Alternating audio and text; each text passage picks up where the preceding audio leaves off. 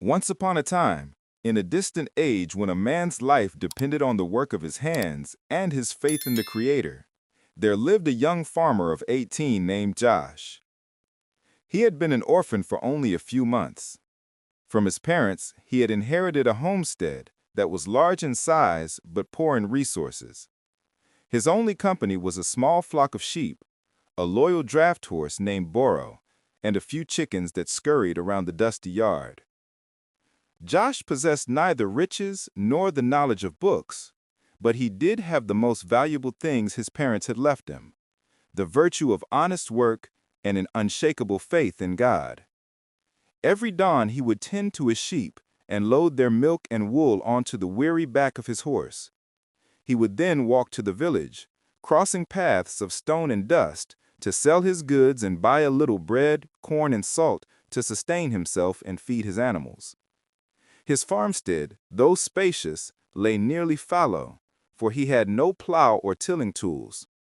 Only his machete and his hands worked with diligence, clearing brush and mending fences, because Josh dreamed of one day seeing the land full of livestock. Whenever Josh went to the village with his loaded horse to sell his goods, he walked through a field of stares and whispers. It wasn't long before the boys his age would surround him, sons of more fortunate farmers who wore better clothes and boasted of what their fathers owned. They would mock him with condescending words. "What's the point of dreaming, Josh? You barely have a few scraggly sheep, an old horse, and some chickens." But he, unbothered, would calmly reply, "One day God will give me a great herd." "And you think, an orphan selling a little milk and a few eggs, that you're going to get a great herd? Come down from the clouds, Josh," the other young men would say with a sneer. Then, with the serenity he had inherited from his parents, Josh would lift his gaze and answer, "The God I serve hears me, and I know that one day he will grant what I ask for." That afternoon, after enduring the taunts and selling his goods at the market, Josh took the path back home. The sun was already setting behind the mountains, painting the sky a fiery red that seemed to announce the arrival of another lonely night. His faithful horse, Boro, walked beside him, carrying the empty containers, while the chickens waited him in the coop, and his lead ewe, Nivea, greeted him with a tired bleat. Josh calmly unloaded, put everything in its place, and after a simple supper of hard bread and a little milk, he extinguished the oil lamp that barely illuminated his humble cabin. The silence of the homestead was profound, broken only by the chirping of crickets and the distant bark of a dog in the valley. Before going to bed, as he had every night since his parents had departed from this world, he knelt on the cold floor of his wooden room. His calloused hands intertwined, and with a voice thick with emotion, he began to pray. "Lord, I come before you tonight to give you thanks. Thank you for this homestead my parents left me, even though it is empty. Thank you for my flock, for my good horse, and for the chickens that give me eggs to eat. Thank you, Lord, because even though I am an orphan, you have never left me alone." Tears began to roll down his cheeks, falling onto the packed earth. With every word he remembered the nights when his father and mother would tuck him in and pray beside him, teaching him to never stop trusting in God, even in scarcity. "Eternal Father," he continued through sobs, "you know my heart. You know my desire is not for vainglory, but to see this land prosper. Give me, Lord, livestock to work with, so that this farm may flourish, so that I will not lack for sustenance. And give me also in your time a wife with whom I can build a home." In the midst of his prayer, he raised his voice with force and exalted God, as if he wanted his gratitude to be heard beyond the heavens.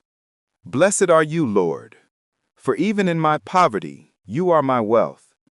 Though people may mock me, I know that you hear me." The emotion overwhelmed him, and right there, on his knees, he poured out his tears until he was exhausted. The peace of God filled his heart, and though his clothes were humble and his bed was hard, he fell asleep with a faith stronger than the riches of all the men in the village. And so, though Josh's faith shone like a torch in the darkness of his solitude, God would test him again with a second trial, for the first had been the loss of his parents. Several years passed, and Josh was now 24. On a gray morning, when the dew still covered the grass, Josh went out to the pen as usual to tend to his sheep and check on Nivea, his beloved ewe. But this time he did not hear the familiar bleat with which she greeted him each day. He ran to the stable and found her lying on the ground breathless, her breathing labored. "Nivea!" he cried in despair, stroking her neck. Minutes later, as he held her head in his hands, the noble ewe breathed her last. Josh wept inconsolably, for the ewe was not just his livelihood, she was like a friend inherited from his parents.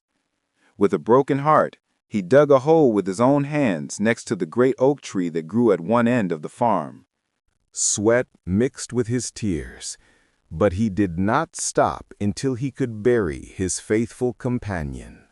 That day, the entire homestead seemed emptier. The silence of the night weighed on him more than ever, and every corner reminded him that he had lost a part of his family. As if that were not enough, in those same days, his faithful horse began to fall ill. He walked slowly, his legs trembling. With an anguished heart, Josh spent the little savings he had gathered from the sales of his flocks, milk, and the chickens' eggs on the veterinarian in town, buying remedies and potions that did nothing. As evening fell, he left for the homestead, his heart filled with uncertainty. He no longer had his prized ewe, and now his horse was also slipping away. But as if life wanted to test him even more, in the middle of the path, two large, hungry pumas appeared from between the bushes. Their eyes glowed with ferocity, and their fangs were aimed directly at the horse, who could barely stand. The pumas saw the horse as easy prey, a feast they had no intention of letting escape. A chill ran down Josh's spine.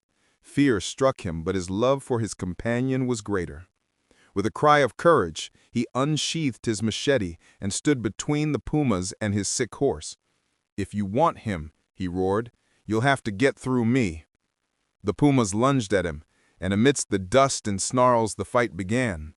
Josh wielded his machete with skill, wounding one on its back, while he caught the other on its hind leg. The animals, surprised by the young man's resistance, retreated wounded and fled into the woods, leaving behind a tense silence. Panting, with the machete still in his hand and his heart beating like a drum, Josh stroked the horse's neck. "I will never leave you." At that moment, a farmer passing by on the road witnessed the scene. He stopped, stunned, unable to believe how that humble young man had found the courage to face two pumas and emerge victorious. With admiring eyes, he murmured to himself, "This boy is not like the others. He is brave." That evening, with empty pockets and an even poorer heart, Josh returned to his farm. As he walked, the silence of the path reminded him of all he had lost. First his parents, then his ewe who kept him company in the mornings, and now his horse was slowly fading away. Upon arriving, exhaustion dropped him into a wooden chair under the porch where the night breeze began to blow. That night, before sleeping, he went out into the dirt yard and lifted his gaze into the starry sky. The silence was so deep as if all creation awaited his words. Josh fell to his knees and began to pray. "Lord," he whispered, his voice breaking, "why so many trials? First you took my parents, then my ewe who kept me company in the mornings, and now my horse is dying. Am I so weak that you want to break me? Will I never see this land filled with livestock as I have always dreamed, working with my own hands to build what my parents never got to see?" His tears fell on the dry earth. For a moment his voice filled with lament, as if the pain was winning. But then he remembered his parents' teachings, those nights when they told him, "Son, everything God allows is for a good reason, even if you don't understand it at the moment." Then, taking a deep breath, he changed his prayer. "Forgive me, Lord. I am human, and it hurts, but I do not want to complain. If you have allowed this, I accept it. I do not want the faith my parents planted in my heart to leave me. Even in loss, I trust in you." That night, as he shed his tears, God heard him in a special way. Josh didn't know it yet, but that sincere prayer would be the echo that would move his destiny. For soon the Creator would have him cross paths with a rich man, a powerful landowner, and that trial would transform into the answer to all his pleas. Meanwhile, in that same region, but far to the east of Josh's homestead, lived a rich man. He owned vast expanses of land and herds that seemed to stretch to the horizon. He had a kind wife and a very beautiful daughter. His life seemed perfect, and many considered him a man blessed by the heavens. However, his heart began to grow heavy, for a mysterious beast had begun to decimate his livestock. No one on the estate knew for certain what it was. The rumors spoke of a wild beast that roamed at night and disappeared without a trace. The rich man sent his man to find out what this beast was that ate his livestock, but they could not give him an answer. It was as if the beast were an evil spirit that left no tracks. One day, one of his workers, mounted on a horse and riding the boundaries of the estate, came across a terrifying scene. In the distance, near the river, he saw one of the cows lying on the ground, and over it a huge, dark shadow moved violently. The man brought his horse a little closer, and then he saw it clearly, a colossal boar, its tusks stained with blood, tearing the animal's body apart as if it were mere a lamb. The horse whinnied in terror, rearing up on its hind legs and almost throwing the worker. The man, his face contorted in fear, and his heart pounding in his chest, backed away as best he could, whispering in a choked voice, "By the heavens, it's an enormous boar, a monster!" He spurred his horse and fled at full speed until he reached the estate. Once there, panting, with sweat on his brow, he gave the news to his master. The landowner, upon hearing him, turned pale. He knew that this beast was not only taking his livestock, but also posed a mortal danger to his family and all the people living on his lands. From that day on, the peace of his home began to crumble. The rich man gathered his men and they went out armed in search of the beast. When they found it, a colossal, imposing, and roaring boar, they fired relentlessly, but the bullets barely harmed it. The beast charged at them with fury, and terrified, the men retreated until the landowner himself ordered a retreat. That day, the word spread. Neither weapons nor the number of men were enough to defeat the monster. The rich man, worried for his estate, offered rewards to anyone who could manage to hunt it down. Many brave men and adventurers came, but upon facing the mountain of claws and tusks, they fled in terror, leaving the landowner ever more desolate. It was then that a farmer, who days before had witnessed an unusual event, remembered the young Josh. He had seen him fight alone with the machete against two large, hungry pumas that were trying to devour his horse. And not only did he face them, but he managed to wound them and make them flee. Impressed by that act, the farmer went to the estate and, in front of the rich man, said, "My lord, there is someone who might be able to face the beast. He is not a warrior or a hunter. He is a humble, orphaned young man, but with the faith and courage that I witnessed myself. He fought against two hungry pumas and defeated them with only his hands and a machete." The nobleman looked at him in amazement, as if this were the answer to the prayers he had been making in silence. "If that is true," he replied in a grave voice, "bring him to me. I want to see him with my own eyes." The next day, a group of the landowner's men traveled to Josh's small farm. Upon arriving, they found the humble hut of mud and wood, the empty corral, and the young man sitting next to his sick horse. His face reflected sadness, for he had lost much in a short time, and yet he never stopped caring for his faithful companion. The men looked at each other, moved. "That's the young man who will face the great boar?" one of them whispered. "But look at him. He lives in misery and seems broken." One of the men stepped forward and asked respectfully, "Are you Josh, the one who fought against 2 hungry pumas?" The young man lifted his gaze and nodded. "Yes, I am," he said firmly. The men then told him of their lord and the enormous boar that was devouring his livestock, begging him to accompany them. Josh stood up slowly, stroked the horse's back, and spoke to him with tenderness. "My friend, I must go. I will leave you in God's hands, for I know He will not abandon you, and I will return to see you walk again, because your struggle is also mine." Then, kneeling in the middle of the yard, he raised his face to the sky and prayed with fervor. "Lord, if this is your will, guide me. Give me the strength to overcome the impossible, for I do not trust in my own strength, but in yours." The men looked at him in astonishment. He was not a warrior, not a hunter, but there was something in him greater than courage, an indestructible faith. And so, with his heart in God's hands, Josh departed for the destiny that would change his life forever. Upon arriving at the estate, they brought Josh before the landowner, Lord Valerius. He observed him from head to toe, surprised by the humility of the young man he had heard so much about.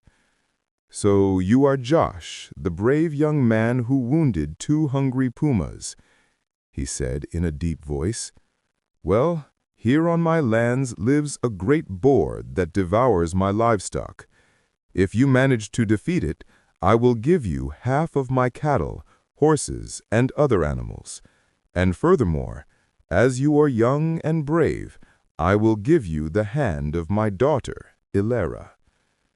The workers who were present looked at each other, incredulous. "That boy won't come out alive. The boar will devour him without mercy." But Josh, without hesitating, bowed his head and answered calmly, "I am not afraid, for I do not go in my own strength, but in the strength of my God." The rich man looked at him intently, surprised. He had never heard a man speak with such faith and certainty. Inwardly, he thought, "Perhaps this young man has something that none of my men possess, the blessing of heaven." That night at the estate, they served him food and gave him rest. The rich man's daughter, seeing him so young, handsome, and brave, was captivated by his simplicity and the firmness of his faith.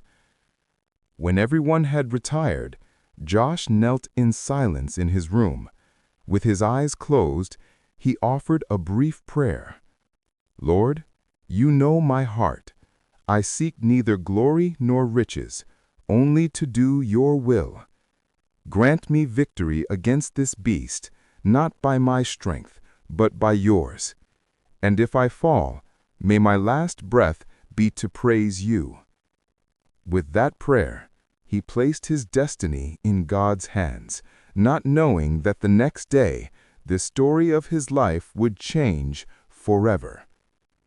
At dawn, Josh prepared himself. With his own hands, he forged a strong and sturdy spear, while Lord Valerius's men loaded their rifles. Although fear was evident on their faces, they couldn't help but feel that Josh's faith transmitted them a strange courage, as if an invisible force surrounded them. After hours of searching deep in the forest, the silence was broken by a blood-curdling roar. There it was, the beast, a colossal boar, mercilessly devouring a cow. The ground trembled with its every move, and the men froze, sweating with terror. Suddenly, the animal lifted its head and with a ferocious roar charged at them. Seized by panic, they all scattered. The boar chased one of the men, who ran desperately, screaming for help. "Help! It's going to kill me!" It was then that Josh, in a firm and vibrant voice, shouted, "Hey, insolent beast! Today will be your end! Here I am! Come for me!" The colossus stopped, leaving the man free, and with unleashed fury fixed its eyes on Josh. The young man gripped his spear, took a deep breath, and pronounced the name of God. In that instant, a superhuman strength filled his being. The boar launched itself at him, and the earth rumbled under the impact. Josh dodged its charges, fought with bravery, and with a gut-wrenching cry, plunged the spear directly into its heart. The beast roared one last time and fell heavily to the ground. The silence was absolute. The landowner's men, stunned, could not believe what they were seeing. The man whom Josh had saved fell to his knees before him and exclaimed with tears in his eyes, "Thank you, Josh! You saved my life! In gratitude, I will be your faithful servant." And so that humble orphan, through his faith and his courage, defeated the beast that had sown terror throughout the region. That same afternoon, Josh and the other men returned to the estate, dragging the body of the enormous boar. Everyone was astonished. They couldn't believe it. That orphan boy had done what no one had dared. The rich man, true to his word, gave him half of his livestock, horses and other animals, and with pride he also gave him the hand of his daughter in marriage. The days of loneliness and tears were over. Thus, what at first seemed like misfortune, the death of his parents, the loss of his ewe, the illness of his horse, became the beginning of his blessing. God had heard his prayers and at the right moment gave him the victory. His farm prospered, his horse healed, and the fields that were once empty were soon filled with livestock.